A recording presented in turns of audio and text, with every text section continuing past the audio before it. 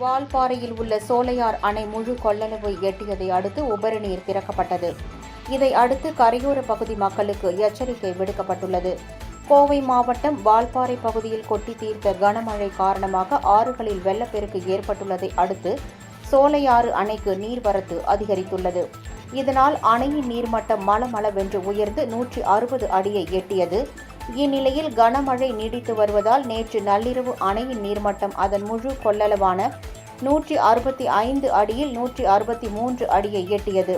இதையடுத்து அணையின் பாதுகாப்பு கருதி இன்று அதிகாலை 3 மணியளவில் 2 மதகுகள் வழியாக 236.45 கன அடி நீரும், அதேபோல் சேடல் வழியாக 1779.98 கன அடி நீரும், மொத்தம் 2466.79 கன அடி நீர் திறந்துவிடப்பட்டுள்ளது.